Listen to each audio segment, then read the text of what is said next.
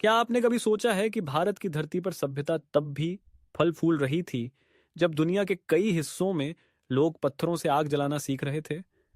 सिंधु घाटी, वैदिक युग, मौर्य और गुप्त साम्राज्य, भारत की प्राचीन सभ्यताओं की कहानी सिर्फ इतिहास नहीं, बल्कि ज्ञान, विज्ञान, वास्तुकला और संस्कृति का चमत्कारी संगम है।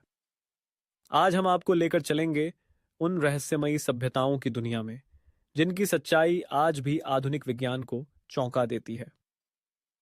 शुरुआत करते हैं सिंधु घाटी सभ्यता से, हड़प्पा और मोहनजोदड़ो जैसे नगरों से जो 2500 ईसा पूर्व में अपने चरम पर थे। ये शहर योजनाबद्ध तरीके से बनाए गए थे, जिनमें सीधी सड़कें, नालियां, स्नानघर और अनाज रखने के गोदाम थे।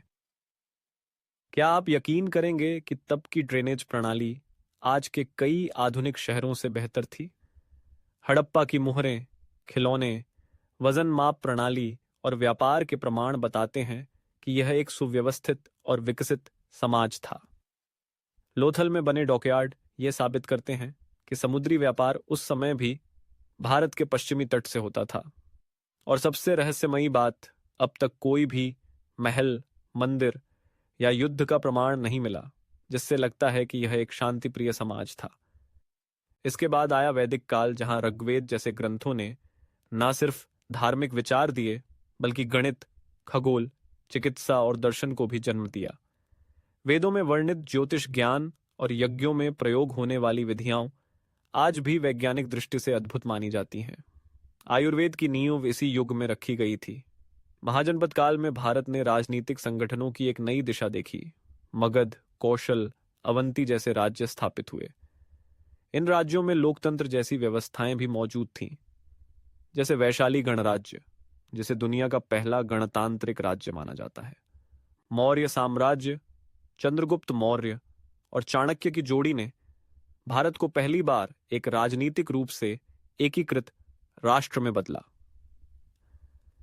चाणक्य का अर्थशास्त्र आज भी राजनीति, अर्थशास्त्र और रणनीति की दुनिया में एक मार्गदर्शक ग्रंथ माना जाता है।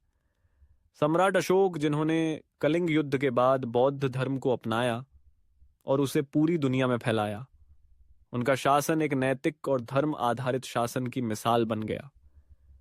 गुप्त काल को भारतीय इतिहास का स्वर्ण युग कहा जाता है। इस काल में विज्ञान, गणित, साहित्य, कला और वास्तुकला ने अभूतपूर्व प्रगति की। आर्यभट्ट ने शून्य की अवधारणा दी, कालिदास ने अभिज्ञान शाकुंतलम जैसे अद्भुत नाटक लिखे और अजंता, एलोरा की गुफाओं में वह कला उभरी जो आज भी दुनिया भर में सराही जाती है। भारत की प्राचीन सभ्यताओं में जो सबसे खास बात थी, वह थी उनका संतुलन प्रकृति के साथ, समाज के साथ और ज्ञान के साथ। मंदिर सिर्फ पूजा के स्थान नहीं थे, बल्कि खगोल शास्त्र और ध्वनि विज्ञान के केंद्र भी थे। नालंदा और तक्षशिला जैसे विश्वविद्यालयों में विश्व भर के विद्यार्थी पढ़ने आते थे। यहाँ का ज्ञान केवल धर्म तक सीमित नहीं था, बल्कि गणित, चिकित्सा, रसायन, धातुशास्त्र और शिल्पकला तक फैला हुआ था। लेकिन अफसोस की बात है कि उपनिवेशवाद, विदेशी आक्रमणों और अपने ही अज्ञान की वजह से हम अपनी इस महान विरासत को धीरे धीरे भुला बैठे।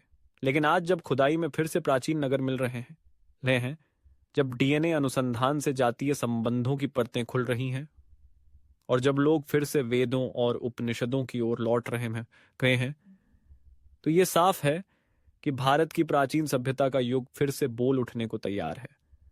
तो अगली बार जब कोई आपसे पूछे कि भारत कितना प्राचीन है, तो कहिए, भारत सिर्फ देश नहीं, एक विचार है जो हजारों साल से जीवित है। उसकी मिट्टी में इतिहास नहीं, आत्मा बसती है, और उस आत्मा की सच्ची पहचान है उसकी प्राचीन सभ्यताएं।